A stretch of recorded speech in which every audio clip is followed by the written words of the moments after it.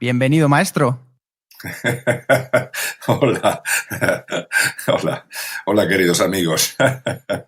Placer tenerte aquí con nosotros, Mario, que los oyentes te descubran y que sobre todo que tú nos abras nuevas puertas, nuevas ideas para nuestro día a día. ¿Qué te parece si comenzamos?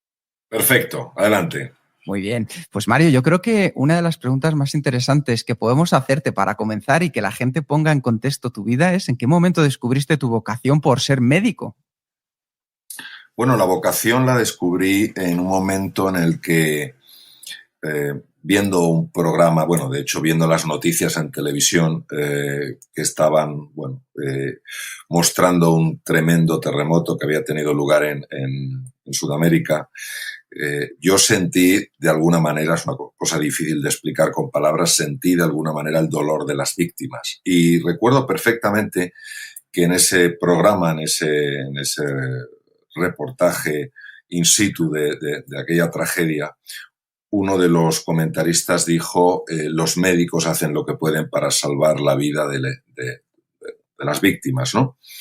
Y en aquel momento, no sé por qué, sentí una llamada muy profunda a dedicar mi vida a reducir el sufrimiento humano.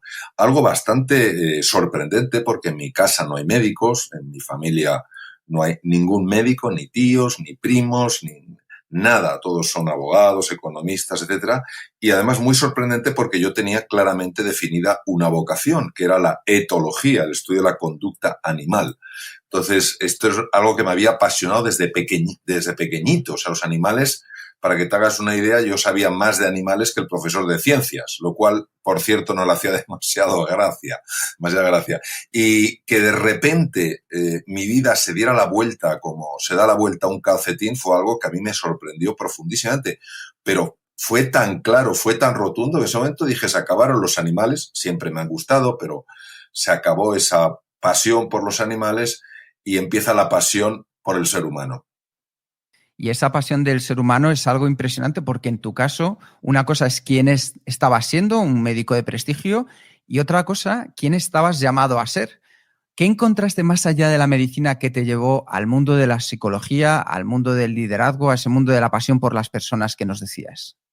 Bueno, yo creo que muchas veces una idea, una lectura, tiene la capacidad de resonar en nuestro interior de una manera muy profunda. Yo tuve la increíble fortuna de que antes de entrar en la Facultad de Medicina el verano anterior, precisamente porque no sabía nada de medicina, ya que en mi casa nunca se había hablado de medicina, pues yo me compré un libro que hablaba de la relación médico-enfermo. ¿Por qué me compré ese libro y no me compré otro? Pues es uno de los grandes enigmas de mi vida, ¿no?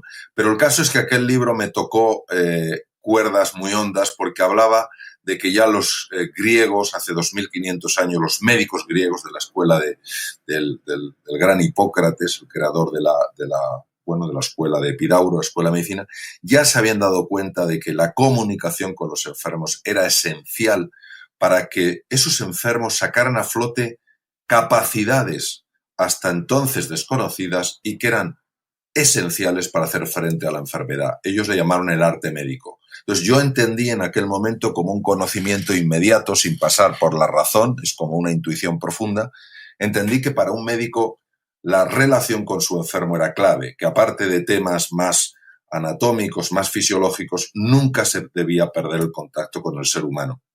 Y a lo largo de mi formación como médico y como cirujano, muchas veces para cubrir las grandes deficiencias en formación en este campo que hay en la Facultad de Medicina, donde prácticamente no se habla para nada del ser humano de una manera estructurada o del arte de comunicar o de la relación mente-cuerpo, etcétera, pues empecé a buscarlo como mi camino particular y de manera bastante natural se fueron integrando pues todas las cosas que tenían que ver con la medicina, las cosas que tenían que ver con la psicología, las cosas que tenían que ver con la filosofía, etcétera, etcétera.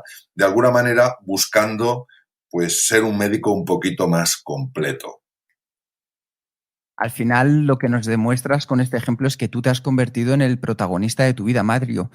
¿Todos podemos ser héroes, heroínas de nuestra propia vida? Sí, yo creo que tenemos que entender muy bien que cuando hablamos de héroes y de heroínas no hablamos de nada grandilocuente, hablamos de encontrar un propósito profundo en tu vida y para mí tan héroe, tan heroína es una persona en un pueblo pequeño haciendo las cosas de forma extraordinaria como puede ser alguien en un entorno mucho más glamuroso, mucho más conocido y tomando decisiones con un enorme impacto social. Al final, el ser héroe o ser heroína depende de una cualidad del ser, de quién está siendo alguien en ese momento. Un maestro en un sitio sencillo que está siendo realmente maestro, es decir, ayudando a sus alumnos a vivir con más ilusión, con más confianza, con más serenidad. Para mí es un héroe. Una mujer que está cuidando de otras personas, una mujer que está estudiando para ser una mejor profesional, una mujer que está en una empresa viendo cómo añadir valor, para mí es una heroína. Para mí los héroes y las heroínas se definen por su anhelo de crecer y de evolucionar como seres humanos, por su anhelo de contribuir. Para mí no define ni a un héroe ni una heroína el deseo de poder, el deseo de mandar, el deseo de controlar, el deseo de dominar. Y si un héroe o una heroína es alguien con propósito, ¿por qué crees tú que es tan esencial tener este propósito en la vida? Porque yo creo que todos estamos llamados a convertirnos en quienes estamos destinados a ser. Es decir, cuando entramos en el lenguaje, en las limitaciones del lenguaje, pues a veces es mejor recurrir a metáforas. Vamos a ver, una encina no está llamada a ser bellota, está llamada a ser árbol, a ser encina. Una secuoya está llamada a ser secuoya, un manzano a ser manzano. Entonces, todo ser humano está llamado a alcanzar su plenitud. Entonces, la plenitud de un ser humano se empieza a desplegar cuando alguien encuentra su propósito. Y yo creo que hay un propósito que es común para todo ser humano, que es el propósito de crecer, de evolucionar y de contribuir. Quien no está creciendo, quien no está evolucionando como ser humano, quien no está mejorando, es difícil que alcance su plenitud. Quien piensa que todo lo que importa se queda en los confines del ego y por tanto la contribución es inexistente, todo está relacionado con el yo, con lo mío, con lo que es para mí, pues es difícil que esa persona pueda alcanzar su plenitud, porque el ser humano está llamado a reencontrarse consigo mismo, a reencontrarse con los demás y a reencontrarse con la naturaleza. Entonces, al final, cada uno encontrará un camino para evolucionar, un camino para contribuir, un profesional de la gastronomía que está constantemente buscando cómo mejorar sus propuestas y que está deseando contribuir para no solo mejorar la salud de las personas, sino también para a lo mejor colocar a su país en un lugar destacado, como puede ser el caso de los profesionales de la gastronomía española, pues están siguiendo su propósito porque están evolucionando y están contribuyendo. Es distinto a cómo lo hago yo. Es decir, creo que las vías dependen de cada uno, de los anhelos personales, pero al final lo que de alguna manera está definiendo ese camino de heroicidad es esa apuesta verdaderamente comprometida por la evolución, por el crecimiento y por la contribución. Y si eso no se da, y lo que se da es una ansia de poder, de fama y de fortuna que desplaza el interés por crecer y el interés por contribuir, a mí me parece que es difícil encontrar verdaderamente esa senda que lleva a la plenitud humana. Y desde tu experiencia, ¿en qué nos recomendarías que nos centremos primero? ¿En conocernos a nosotros mismos como héroes o heroínas con nuestras fortalezas, áreas de mejora, puntos de ciegos? ¿O en descubrir cuál es nuestra estrella a seguir? Bueno, no son incompatibles. Yo no diría lo uno o lo otro. Yo diría lo uno y lo otro. Vamos a ver. Nosotros sabemos que para que una persona verdaderamente llegue a ser quien está llamada a ser, necesita tener una inspiración. Necesita percibir ese anhelo, esa estrella polar, esa luz que de alguna manera le guía. Es decir, ese momento donde decide que hay un sueño que en principio supera todas las posibilidades de ser conseguido y que, sin embargo, está tirando de su alma con tanta fuerza que decide decir sí a ese sueño. Entonces, lo primero, necesitamos una inspiración. Segundo lugar, necesitamos una estrategia que nos marque un camino. Claro, esa estrategia implica fundamentalmente dos cosas. Primero, un conocerse mejor.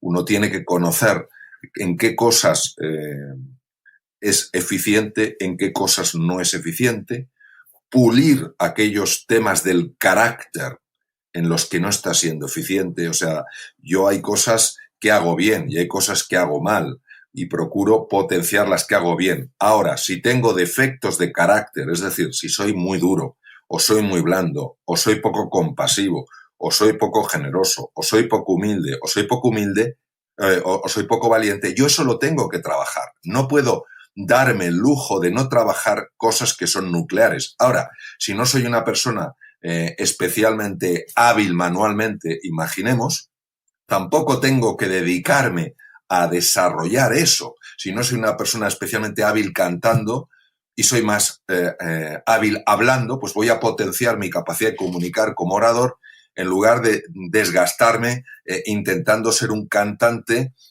sin haber nacido con ese don. Ahora bien, si tengo, como decía antes, limitaciones profundas en conceptos como valentía, humildad, generosidad, que pertenecen al mundo del carácter, es imprescindible que yo trabaje eso. Porque me dedique a dar una conferencia o me dedique a cantar, voy a tener que hacer frente a dificultades y para eso voy a necesitar valentía.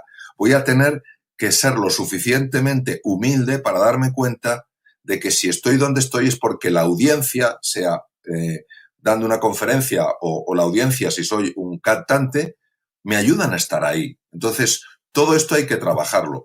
Entonces, el autoconocimiento es esencial. Y luego, obviamente, lo que es muy importante es poco a poco ir puliendo esas asperezas, ir limando esas esquinas puntiagudas a base de ir ganando lo que se llama maestría personal.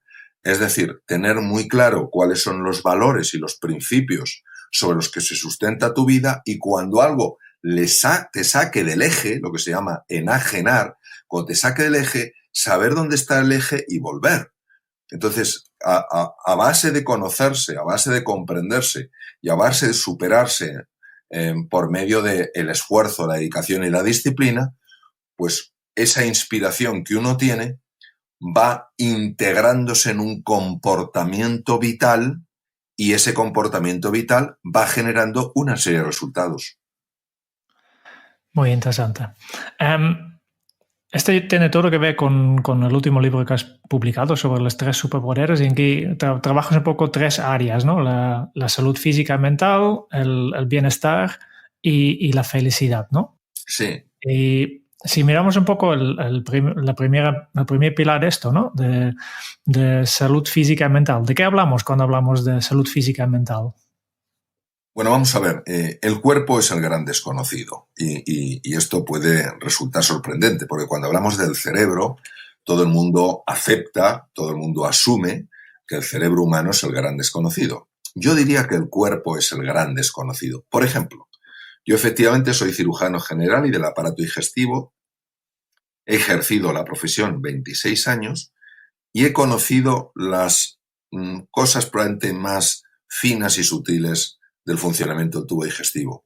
Sin embargo, hoy sabemos que el tubo digestivo no se queda solo en un sistema muy complejo que permite absorber los nutrientes de lo que comemos de tal manera que pueda ser utilizado por nuestras células en el metabolismo. Hoy se sabe que el tubo digestivo, además, es fundamental para mantener la salud del cerebro. Que cuidar el tubo digestivo implica tener menos posibilidades de padecer en el futuro una enfermedad de Alzheimer. Que cuidar del tubo digestivo implica tener muchas menos posibilidades de padecer una ansiedad o una depresión. Que en estos procesos que he citado, en estas enfermedades, hay inflamación del cerebro.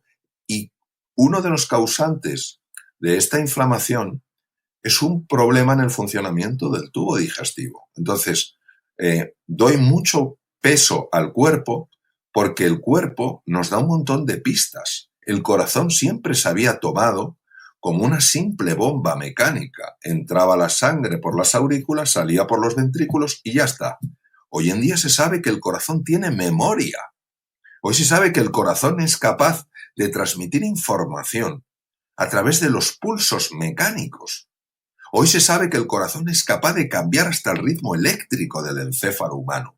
¿Quién hubiera imaginado hace años esto? Entonces, la primera parte está dedicada a hablar de esta relación entre elementos que muchas veces no relacionamos ni siquiera en el campo de la medicina.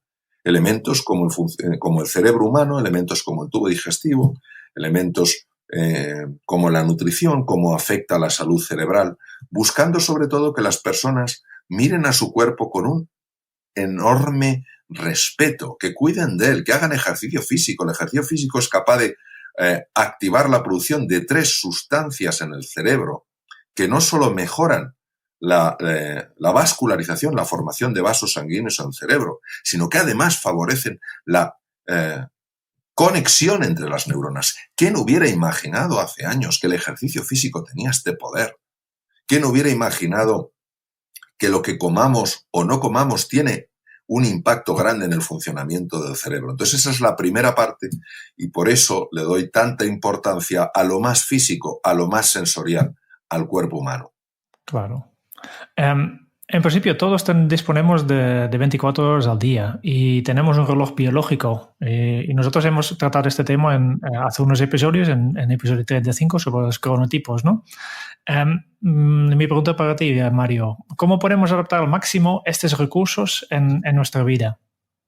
Bueno, vamos a ver, el concepto del reloj biológico es absolutamente esencial. O sea, nosotros tenemos en el encéfalo, en un núcleo muy pequeñito, que se llama núcleo supraquiasmático en el hipotálamo y que está constantemente comunicándose con lo que se llama osciladores periféricos, que son como pequeños relojitos que hay en cada célula.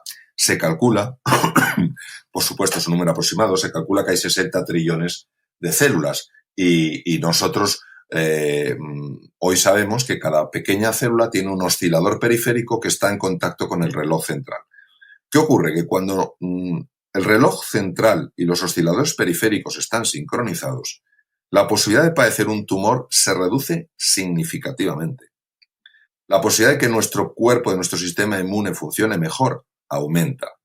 Cuando nosotros no tenemos suficientes horas de sol, cuando nosotros nos privamos de sueño, cuando nosotros estamos mirando las pantallas de ordenadores, las pantallas de los móviles, de las tablets, más tarde de la hora que corresponde, hay una interferencia en la producción de una hormona que se llama melatonina y que es esencial para la activación de lo que se llaman los genes nocturnos, el gen PER1, el PER2 y el PER3, que son precisamente, como comentaba antes, los que reducen la posibilidad de padecer un proceso tumoral. Entonces, si nosotros consideramos que dormir es una pérdida de tiempo, si nosotros consideramos que tomar el sol, bueno, pues tampoco es tan importante, por supuesto hablo de tomar el sol en cantidades adecuadas y con la protección adecuada, estamos perdiendo uno de los recursos que tenemos. Y en muchos países, y desde luego España es uno de ellos, tener tantas horas de sol, personalmente para mí me parece que es una gran bendición. Sí. Yo que he cambiado de país por afirmarlo, ¿no? Que una de las cosas que más me gusta aquí son las horas de sol, ¿no? Mario, en Kenso nos centramos mucho en ayudar a las personas a ser efectivas para que puedan ser más felices. ¿Cómo aumenta el ejercicio físico y la nutrición nuestros niveles de energía y de eficiencia? Bueno, vamos a ver. El nivel de energía que nosotros percibimos tiene que ver no solo con la salud física, sino con la salud mental. Una persona que esté padeciendo una depresión es una persona que no experimenta tener ningún nivel adecuado de energía. Una persona que está pasando por un momento de ansiedad enseguida se siente agotada.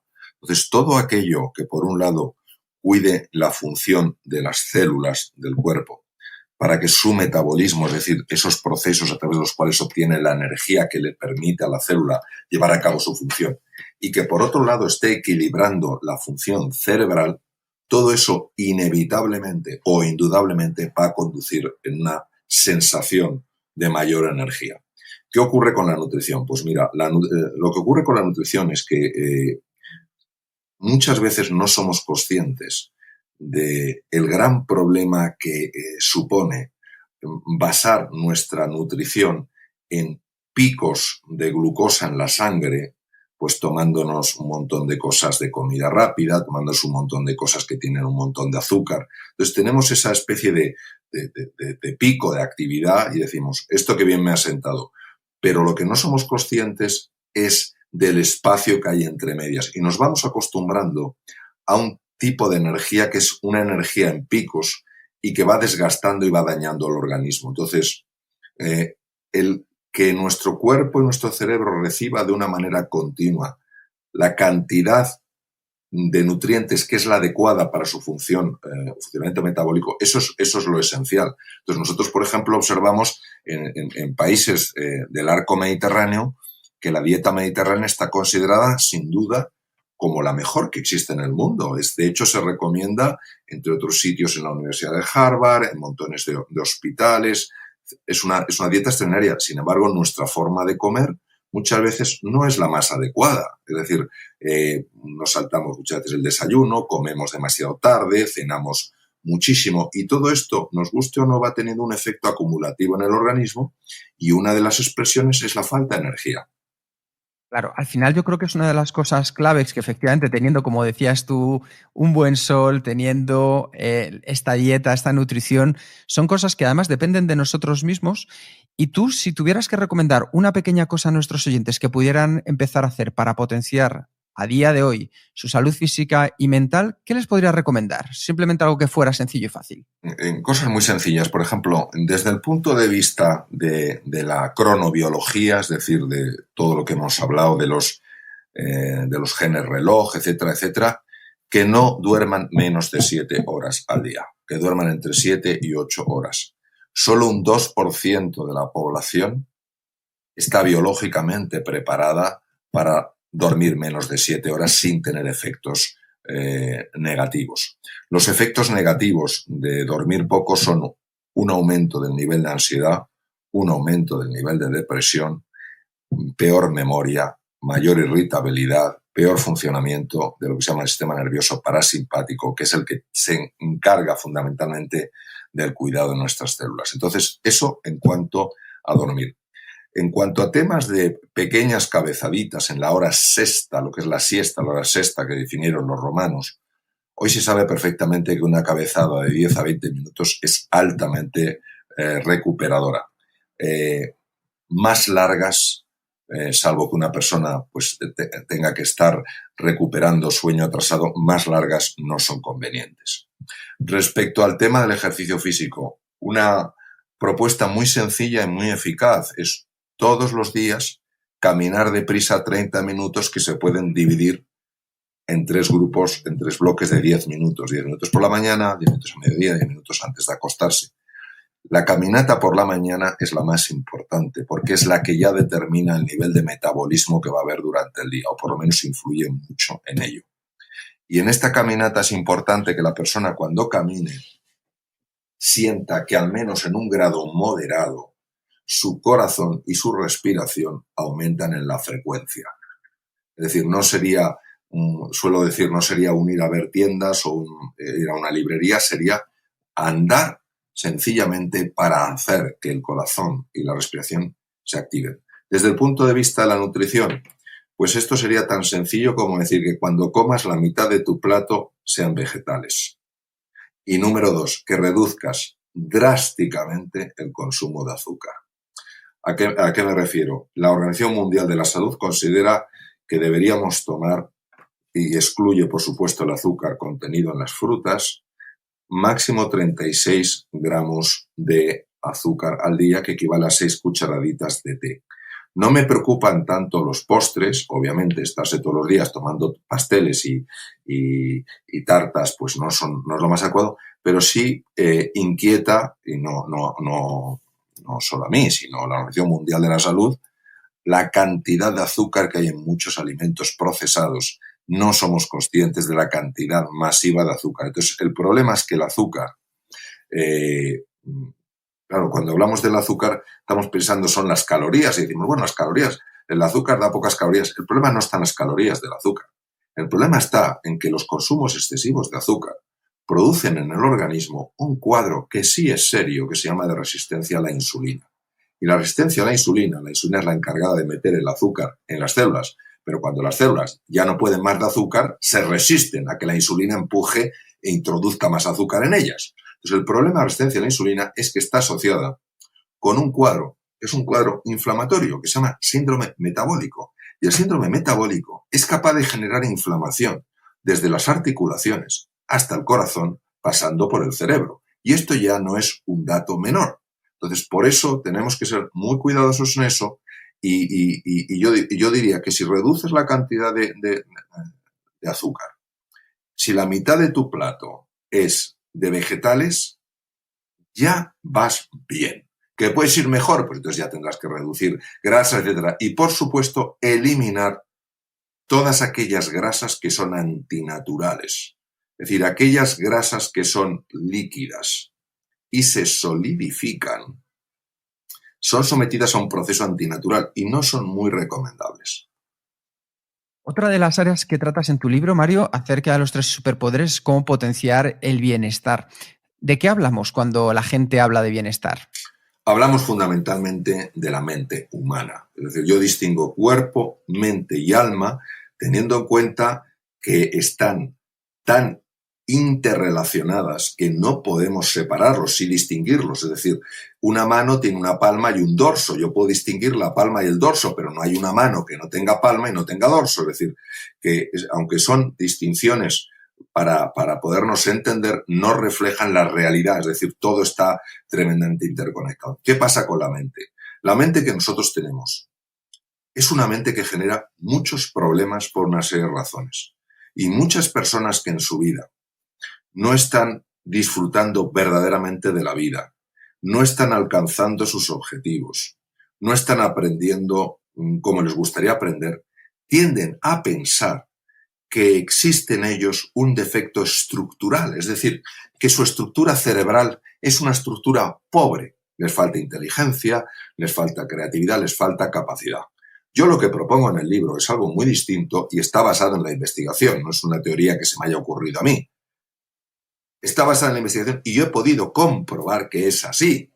Y es que hay estados de la mente en los cuales una persona no puede estar experimentando ningún tipo de bienestar. Por ejemplo, en una depresión o en la ansiedad.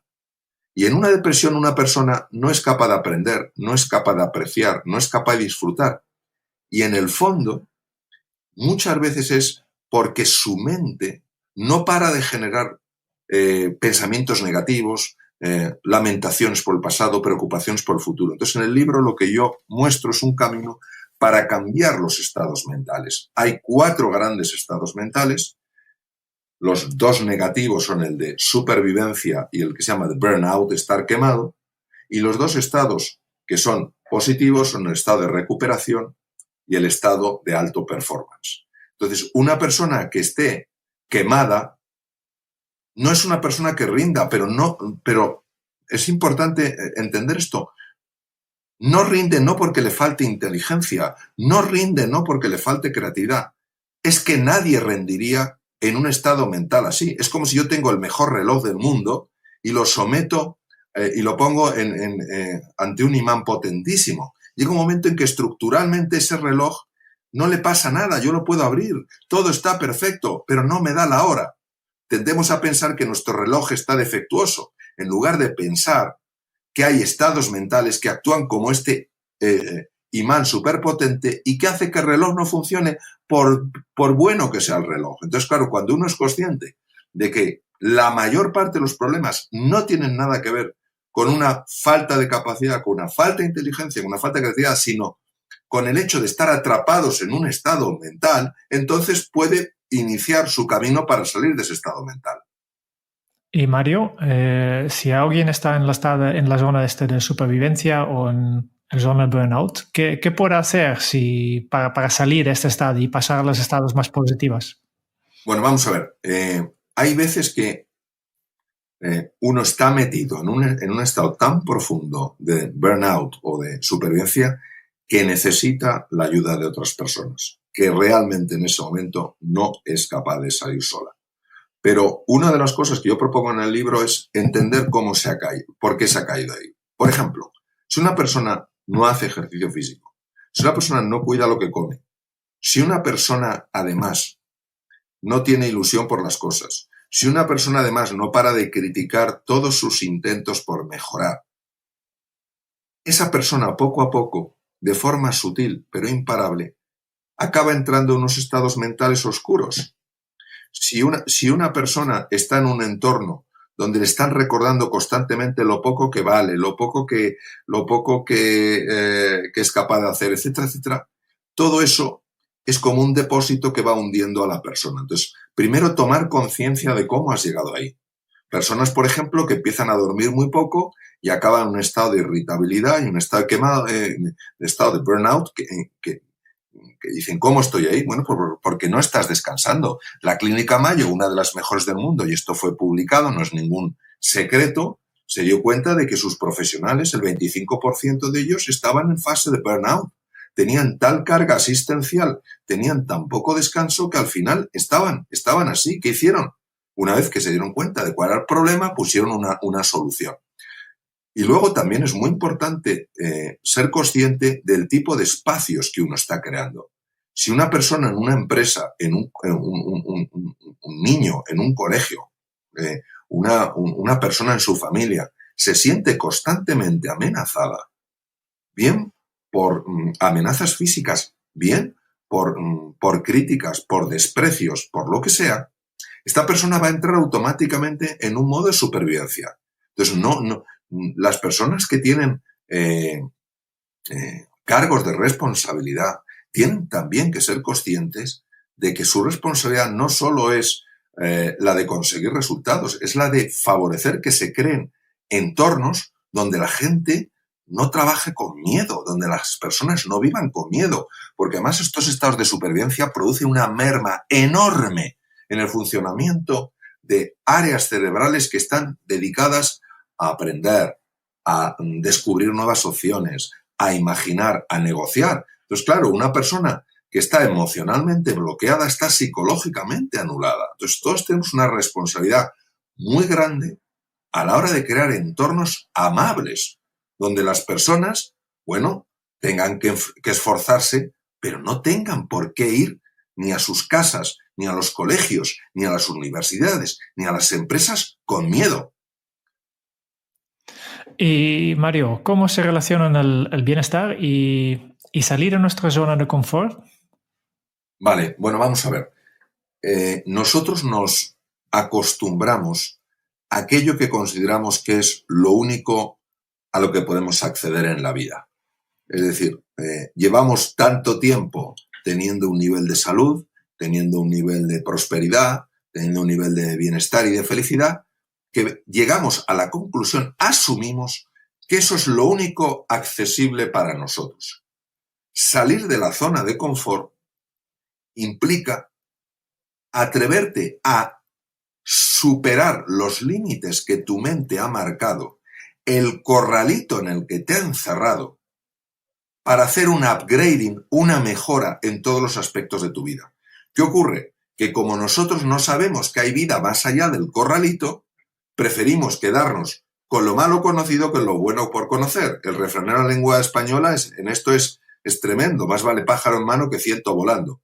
Las personas que se atreven, las personas que exploran de una manera valiente y sensata, si es que la valentía y la sensatez no están reñidas, empiezan a descubrir que pueden tener un mayor nivel de salud, que pueden tener un mayor nivel de vitalidad, que pueden mejorar sus relaciones, que pueden tener una mayor prosperidad en su vida, que pueden gobernar su mente como a lo mejor ahora no la están gobernando y que pueden sentir una capacidad de conectar con los demás y con la naturaleza que hasta ese momento era desconocida para ellos. Muy bien. Yo creo que con esto ya llegamos al tercer bloque de tu libro, ¿no? El tercer pilar de esto de lo que hablas, que es la felicidad, ¿no? Y empezamos otra vez con la misma pregunta, ¿no? ¿Cuál es tu definición? ¿De qué hablamos cuando hablamos de felicidad? Cuando hablamos de bienestar, hablamos de qué tan a gusto estás con tu vida. Cuando hablamos de felicidad, es qué tan a gusto estás con la vida. Me explico. Yo puedo trabajar en una empresa y tener un buen puesto, me pagan bien y estoy a gusto con mi vida, ¿vale? Porque, bueno, esto es confortable, me permite viajar, me permite que lleve a mis hijos al colegio que yo quiero, en fin, lo que sea. Pero llega un momento en el que a mí me despiden, no porque haya hecho nada malo, sino porque hay una reducción de personal, situación de crisis económica, lo que sea. Entonces, en ese momento mi bienestar subjetivo ha bajado drásticamente, porque ya el mundo exterior no me daba lo que me daba antes. Antes me daba un puesto, por supuesto, que me había ganado, y me daba un sueldo también ganado, pero que me venía de fuera. Si yo soy capaz, en ese momento difícil en el que he perdido el trabajo, de seguir estando a gusto con la vida, es decir, de interpretar que eso que me pasa no es fruto de un puro azar, que eso que me pasa no es fruto de un universo que se complace en mi dolor, sino que entiendo que si eso me está pasando, hay un para qué que ahora soy incapaz de ver. Y en medio del dolor de la pérdida del trabajo, en medio del dolor de la pérdida del sueldo, yo mantengo una serenidad basal, una confianza y una ilusión de que la vida, aunque me somete a esta prueba, no me está dejando de su mano. Entonces estoy experimentando lo que es la felicidad. Es una cosa verdaderamente sorprendente. Por eso encontramos personas que, habiéndolo perdido casi todo, siguen transmitiendo serenidad, alegría e ilusión. Y otras personas que, teniendo lo que físicamente parece que es todo, no transmiten ni serenidad, ni alegría, ni ilusión. A este mundo más profundo, a lo que yo llamo el alma como lo más profundo, más hondo del ser humano, a eso es a lo que yo me refiero cuando hablo de felicidad.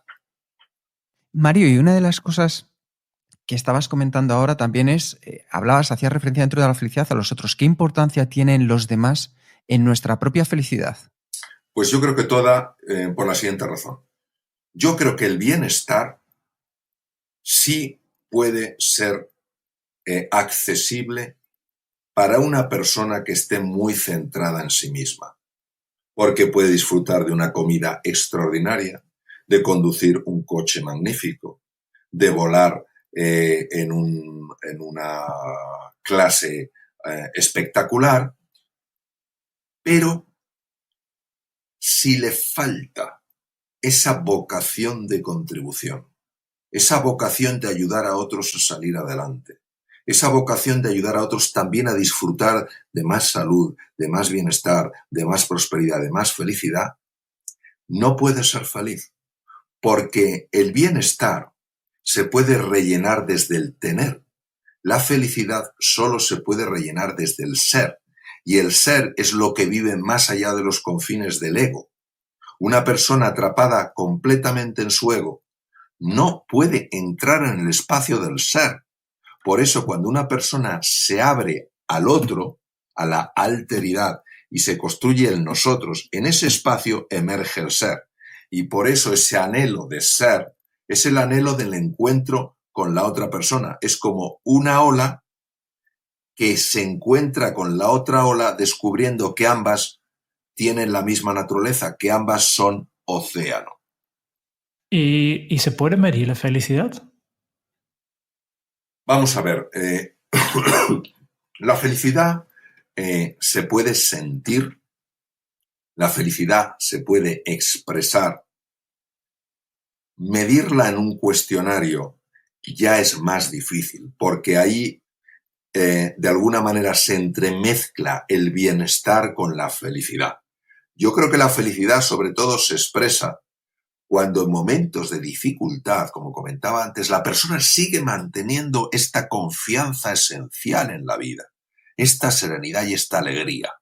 Si en un momento de dificultad todo esto desaparece y la persona se hunde, la persona se deprime, la persona se enfrenta al mundo llena de ira, yo creo que lo que muestra es que en su vida había bienestar, pero no había felicidad. ¿Y qué necesito? ¿Cuáles son los ingredientes para ser feliz? Yo diría que son increíblemente sencillos, pero nada simples. El primero es la gratitud. Es saber ser agradecido por el poder vivir, por el poder estar, por el poder ver, por el poder comer, por el poder tener un grupo de personas a las que les importas. La no gratitud es tremenda hoy en día, y además sabemos que la gratitud es algo muy relacionada con la salud. Es decir, las personas que hacen este ejercicio de gratitud son personas en general más sanas, y cuando padecen enfermedades, las enfermedades evolucionan mejor. El siguiente punto yo creo que es la compasión. La compasión es entender que cuando los demás nos ofenden, no ofenden desde el deseo profundo de ofender. Ofenden desde la ignorancia del daño que hacen. Yo sé que esto muchas personas no lo comparten y yo entiendo perfectamente que es así. Yo creo que el ser humano hace daño no por una maldad intrínseca, sino una enorme ignorancia. Entonces, la compasión no quiere decir que tú estés de acuerdo con lo que alguien hace. No quiere decir que no le pares los pies a alguien. No quiere decir que no pongas límites a las cosas. Quiere decir que veas detrás de la ofensa la ignorancia, no la maldad. Un tercer elemento que creo importantísimo es la conexión con la naturaleza. Yo creo que cuando uno está frente al mar, dándose un paseo por la montaña, en un bosque, empiezas a sentir cosas que son muy sutiles y muy profundas. Y otro elemento que yo considero importantísimo es el silencio, momentos de silencio, momentos de recogimiento, en los que la mente se calma y podemos acceder a un nivel de serenidad, a un nivel de comprensión mucho más profundo de lo habitual. Mario, nos has estado explicando de una manera científica, de una manera apasionada, de una manera centrada en las personas desde el comienzo, la importancia de entendernos, la importancia de tener una brújula, una estrella por la que guiarnos, el cómo poder mejorar nuestros superpoderes para potenciar nuestra salud física y mental, nuestro bienestar, nuestra felicidad. Y la gente que nos está escuchando, probablemente una de las preguntas que se hace ¿es este un camino fácil, Mario? No. Pues me parece una pregunta súper inteligente y súper oportuna. En mi experiencia es un camino que cuando lo ves es increíblemente sencillo. Dices, ¿cómo no lo he podido ver antes? Pero a la hora de integrarlo en un vivir, hay tanta resistencia interior a tantos niveles que es solo, desde mi punto de vista, el mantener la inspiración constantemente presente, el poco a poco entrenarte en estas virtudes, en estas capacidades, el tener un montón de cariño hacia ti mismo, un montón de comprensión por tus fallos, lo que va haciendo que poco a poco lo integres. Por eso yo creo que es un camino para héroes y heroínas. Ahora, me parece que es el camino. El camino, y por camino no quiero decir el único camino, pero el camino que te puede dar lo que nunca supusiste que podrías experimentar en la vida. Entonces, fiarte en que hay un camino que puede tener distintos vericuetos, puede tener distintas avenidas, pero tiene una orientación común, que puede hacer que tu vida tenga un profundísimo sentido, que encuentres un profundísimo para qué, y que de alguna manera, aunque sea de forma sencilla, puedas tener un impacto positivo en los demás. A mí me parece que es el camino, en el sentido de que es el camino que vale la pena. El camino que vale la pena. ¿Y por qué pienso en el camino que vale la pena? Por la cantidad de personas que cuando están en el último momento vital, empiezan a mirar para atrás y se dan cuenta de que han perdido la mayor parte de su vida en cosas que valían muy poco. Entonces yo creo que es hora de que valoremos un poco más lo que vale mucho y valoremos un poco menos lo que vale poco. Muy interesante. Nosotros en Kenso nos inspiramos mucho por la cultura japonesa y una cosa que tenemos es mantenemos una lista que llamamos palabras japonesas que molan. Y en esta lista una de las palabras que tenemos es kintsugi. ¿Nos puedes explicar qué es el kintsugi? Sí, el kintsugi es la carpintería de oro, fue descubierta o fue desarrollada en el siglo XV en el Japón de los shoguns, de los señores, de los comandantes de la guerra, y se basa en una historia en la cual uno de los gran shogun tenía 2 tazas de té que por alguna razón las valoraba muchísimo. Entonces, este hombre, Ashikaga Yoshimara, un día, en un descuido, dejó caer las tazas de té, se le cayeron y se le rompieron. El hombre desolado pidió que aquellas tazas las repararan. Y el único sitio donde aparentemente había una técnica para reparar era China. De tal manera que se hizo un envío especial con estas 2 tazones de té, fueron a China y fueron reparadas, pero cuando le llegaron a él no le gustaron nada porque estaban reparadas con grapas.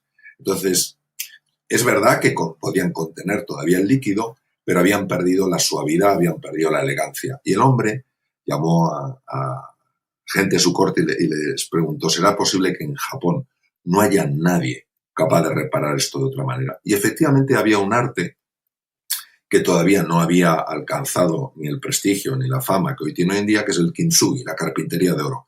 Es una maravilla, yo tengo una pieza de kintsugi en casa y consiste en que los fragmentos de cerámica se unen con una resina que aparte de un material que pega, tiene polvo de oro. Entonces quedan unas piezas que son absolutamente espectaculares porque es como si el tazón estuviera conectado con un árbol de oro. Llegó a ser tan apreciado este arte que algunos poseedores de grandes piezas de cerámica las rompían para que fueran reparadas con kintsugi. Entonces yo utilizo el kintsugi como una metáfora para explicar lo siguiente. Todos nosotros tenemos fracturas interiores. Todos nosotros somos conscientes de nuestros defectos. Todos nosotros somos conscientes de muchas cosas a las que no llegamos. Y nos da vergüenza mostrarlo ante los demás porque lo habitual es que te rechacen en cuanto lo muestras.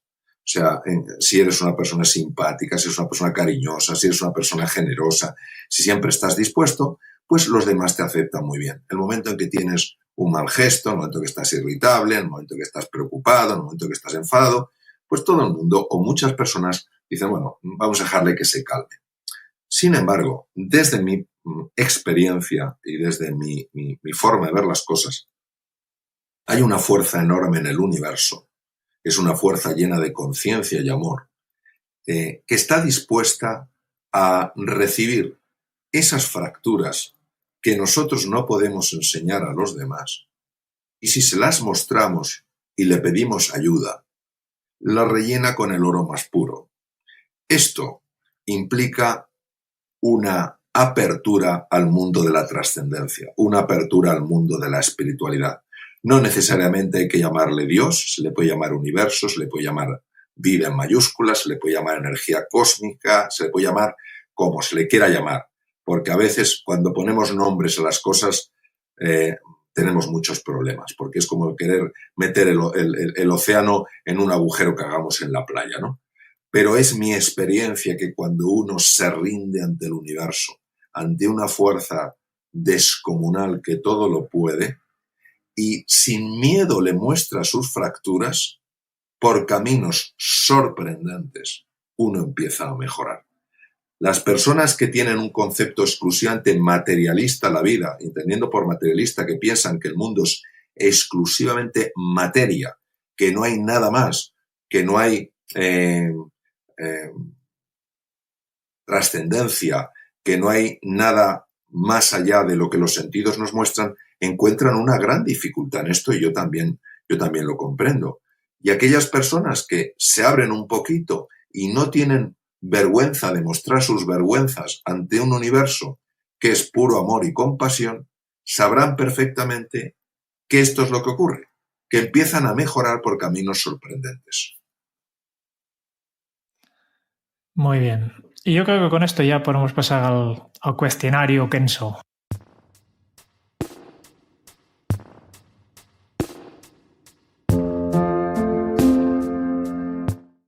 para ti, Mario, al final de cada entrevista hacemos 10 preguntas a todos los entrevistados, que son siempre los mismos. Son preguntas bastante rápidas, aunque la respuesta no necesariamente tiene que ser rápida. Empezando con, ¿cuál es tu lema? Mi lema.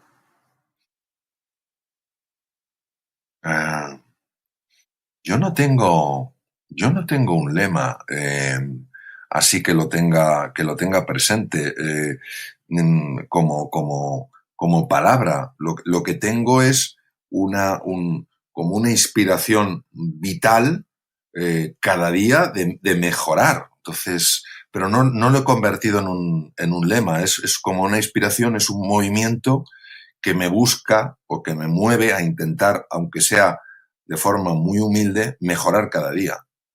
Muy bien. ¿Cómo se titularía tu biografía? Un hombre que persigue un sueño. Tercera pregunta. ¿Cuál es el libro que más has regalado? Y obviamente descartamos aquí tus propios libros. Pues posiblemente uno de los libros que más he regalado o recomendado es El hombre en busca de sentido de Viktor Frankl. También he recomendado mucho una fábula que me parece magnífica, que se llama La buena suerte.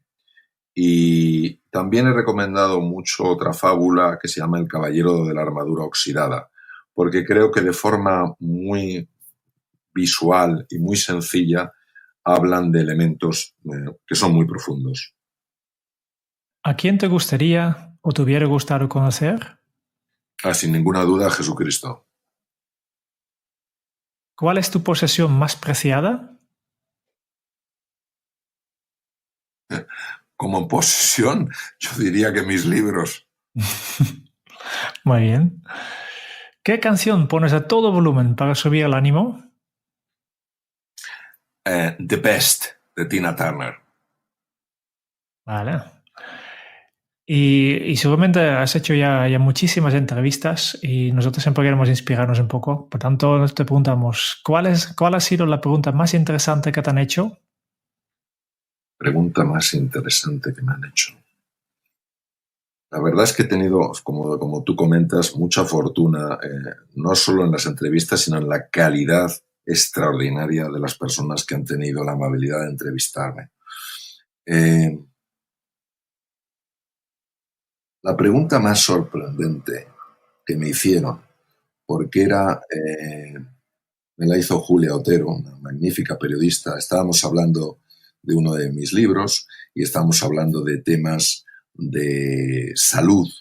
Y sorprendentemente en aquel momento, no sé por qué me hizo una pregunta radicalmente distinta. Me preguntó, ¿usted cree en Dios? Esta pregunta me llamó la atención, que surgiera de repente en medio de una entrevista que giraba sobre todo por temas en relación con la biología y la relación entre el cuerpo y los procesos mentales. Vale. Contesté que sí. Ya me imaginaba. ¿Qué se te viene a la cabeza cuando piensas en la felicidad? La generosidad.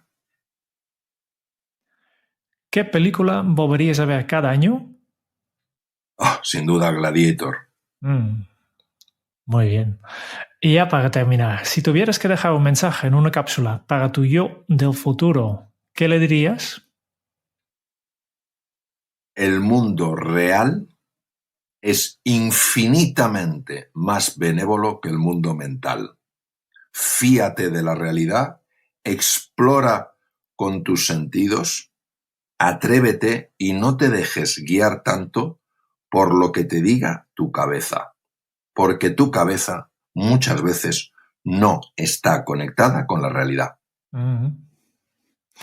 Muy bien, muy bien. Pues estas han sido las 10 preguntas de nuestro cuestionario y solo nos queda una cosa, porque en este rato que hemos estado juntos nos ha explicado un montón de temas muy interesantes y nosotros como buenos aprendices hemos estado tomando nota y lo que queremos hacer como final de esta entrevista es presentar un breve resumen de todo lo que hemos aprendido hoy.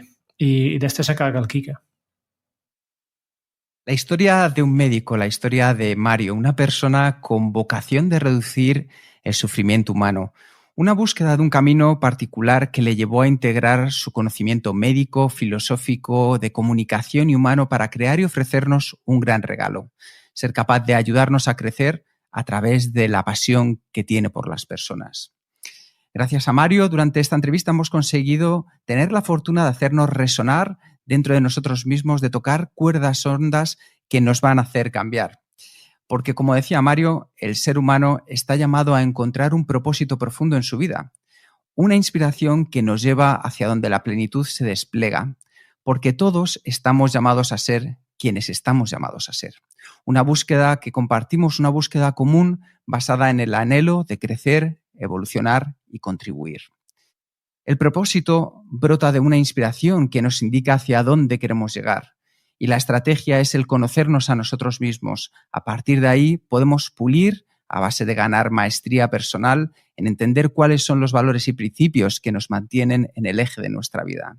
Y todo ello se integra en un comportamiento vital que generará una serie de espléndidos resultados, lo que nos permite vivir con más ilusión, confianza y serenidad. Mario nos ha enseñado que tenemos superpoderes que podemos potenciar. Nos ha hablado de la salud física y mental, del cuerpo como gran desconocido, de cómo sacar nuestro máximo potencial de él y cómo podemos hacerlo en cosas sencillas que podemos poner en práctica desde hoy.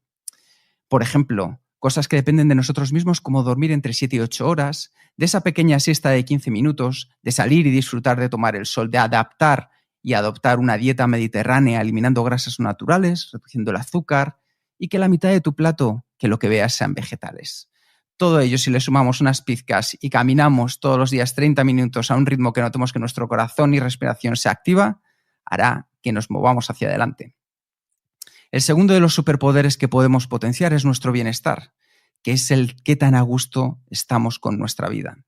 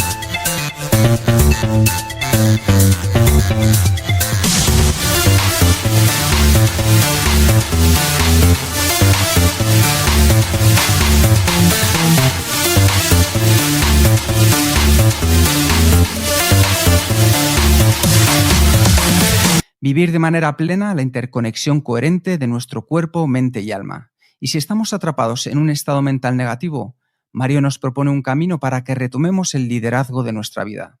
Primero, entender por qué nos hemos caído y tomar conciencia. Conciencia para ser conscientes del tipo de espacios que estamos creando y favorecer entornos valientes y amables. Espacios de confianza donde podamos crecer. Y por último, salir de nuestra zona de confort, que nos atrevamos a superar los límites que nuestra propia mente nos ha marcado para hacer una mejora en todos los aspectos de nuestra vida. Para que exploremos de manera valiente y sensata y tengamos un mayor nivel de salud, de vitalidad, de prosperidad y que gobernemos nuestra mente para poder conectar con los demás en un nivel desconocido hasta ahora. Y el tercero de nuestros 3 superpoderes, la felicidad. El qué tan a gusto estamos con la vida. Entender la importancia de tener un para qué propio que desarrollamos y potenciamos de manera mutua cuando vivimos con la compasión, la sabiduría, la conexión con la naturaleza, la gratitud y una dosis de silencio. Porque todos tenemos fracturas interiores y mostrarlas y pedir ayuda para rellenarlas con el oro más puro es un primer gran ejemplo. Es un camino que, si lo vemos en general, parece sencillo y a la hora de integrarlo hay que ser valientes, hay que tener resistencia interior para mantener nuestra inspiración constante, para entrenarnos en estas virtudes, en el cariño hacia nosotros mismos, en la comprensión de que todos somos héroes y heroínas. Un camino que te llevará y te dará lo que nunca pudiste imaginar en tu vida. Muchas gracias, Mario, por ser el gran maestro y generoso del kintsugi para las personas. Muchas gracias a vosotros, queridos.